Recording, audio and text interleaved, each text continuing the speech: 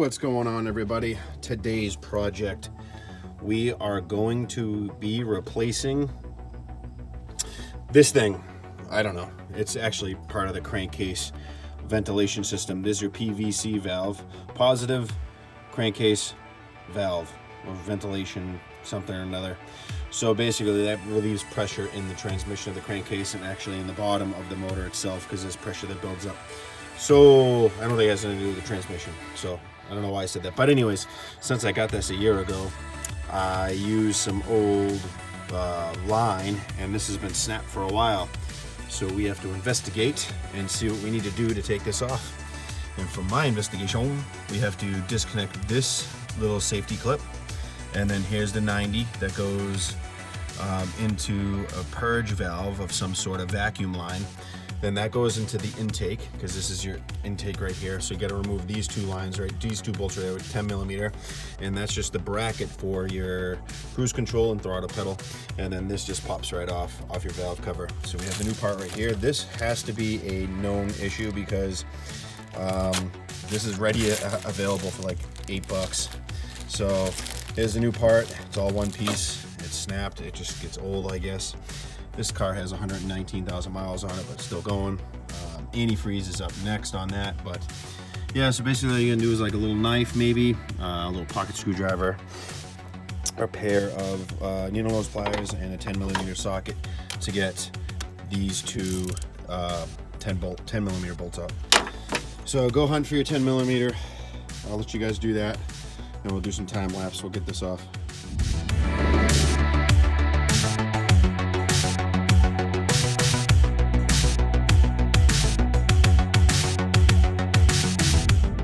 Okay, basically guys, I'm not gonna take you up so I can use my hands here to show you exactly what's going on here. So basically I took the two 10 millimeter bolts out. I actually disconnected this wire loom right here for the mass airflow sensor.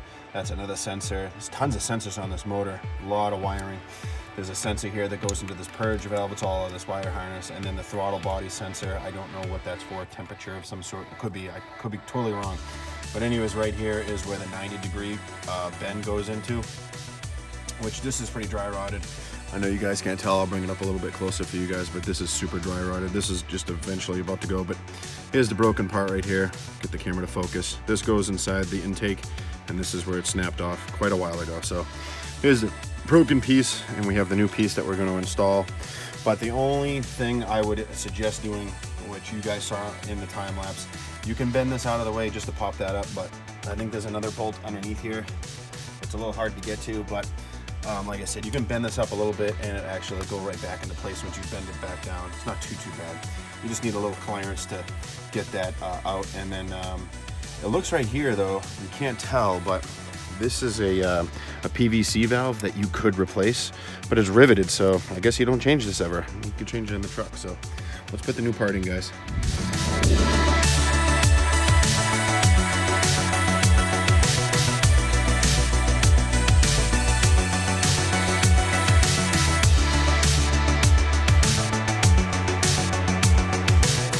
That is it. Simple and easy to replace this one piece, which is into the old broken piece, PVC valve tube, which goes from this side of the valve cover all the way to the purge valve there. So just make sure you put everything back. Don't tighten these up too much. These are steel bolts going into aluminum housing. Just be careful, just snug them up. I'm sure there's a torque spec, but just go, you know, make sure you do the right thing. Don't overstrip that. And then, oh, look at that. Almost forgot to put this back. So make sure you put your wire harness back in. And that's it, guys. Pretty simple, nice and easy install. Make sure you start your vehicle up. Check to make sure there's no codes and it's running properly, because if this leaks the vacuum code, it will not let the engine run properly. So, well, I hope this helps somebody out. It's very simple to fix this, and I think this is a common issue on these vehicles. So pretty easy and simple, guys. Until the next video, if you guys like this stuff, make sure you guys hit the subscribe button. Dirty fingers, was that dirty hands clean money? And hit the notifications bell so your notifications are on when I post videos. And guys, hit my Instagram up too. Give me a follow there. I usually post stuff before I post on YouTube. And I'll see you guys on the next video.